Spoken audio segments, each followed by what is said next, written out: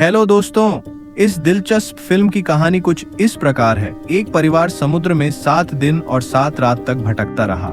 हर दिन वे केवल कच्ची मछली खाकर अपनी भूख मिटा रहे थे। एक दिन आदमी यह सब और सहन नहीं कर पाया और उसने छोटे बेटे को नुकसान पहुंचाने का मन बना लिया। जैसे ही उसने अपने नापाक इरादों से हाथ बढ़ाया, अन्ना ने पीछे से उसे मार डाला और उसकी लाश को शार्क के लिए समुद्र में फेंक दिया। इसके बाद अन्ना अपने दोनों बच्चों के साथ समुद्र में प्याउती रही। जब वे बिल्कुल टूटने के कगार पर थे, तभी अन्ना को दूर एक द्वीप नजर आया। लहरों ने उनकी नाव को तट तक पहुंचा दिया।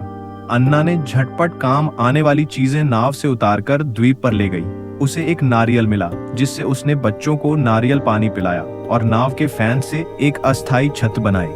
अब सबसे जरूरी था पीने का पानी खोजना। अन्ना को जल्द ही एक छोटी सी धारा और कुछ केले, अरबी जैसे फल मिल गए। लेकिन तभी मौसम बदल गया और काले बादलों के साथ तेज बारिश शुरू हो गई। तात्कालिक रूप से बनी छत बारिश सहन नहीं कर पाई। अन्ना ने बच्चों को कंबल से ढक दिया और खुद बारिश में भीगती रही। बारिश थमने के बाद अन्ना ने फैसला किया कि अब एक सुरक्षित ठिकाना ढूंढना जरूरी है। वह बच्चों को लेकर जंगल पार कर दूसरी ओर के तट पर गई, जहां उसे एक पुराना लकड़ी का मकान मिला। उन्होंने उसे साफ कर रहने लायक बना लिया। अन्ना ने सूखी लकड़ियां ऊंचे स्थान पर जमा की, ताकि किसी जहाज को देखकर मदद का संकेत दिया जा सके। समय के साथ अन्ना ने काफी चीजें सीख लीं और दोनों बच्चे भी उसके प्यार और देखभाल में स्वस्थ और समझदार हो गए। अन्ना उन्हें आधुनिक ज्ञान और मानव सभ्यता के बारे में सिखाती रही। एक दिन भाई बहन चट्टानों के पास गए और अपनी नाव को एक रस्सी से बांध दिया, लेकिन रस्सी बह गई और नाव बहती चली गई। तभी एक शार्क आ गई और दोनों चट्टान पर खड़े होकर डर गए। शाम होते होते भाई ने मछली को चारा बनाकर शार्क को भटकाया और नाव तक पहुंचने में सफल हुआ। इसके बाद अन्ना ने उन्हें फिर चेताया कि रात में बाहर रहना खतरनाक है। अगले दिन भारी बारिश आई और लकड़ी के घर की छत टूट गई।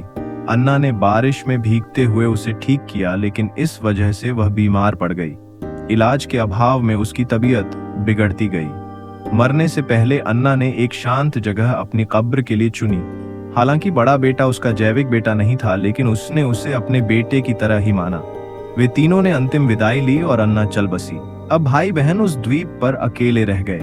समय बीतता गया। चार्ली एक मजबूत, आकर्षक युवक बन गया और लिली भी सुंदर युवती में बदल गई। लिली के जन्मदिन पर चार्ली समुद्र में गोता लगाकर एक सीपी में से मोती निकाल लाया और उसे लिली को तोहफे में दे दिया।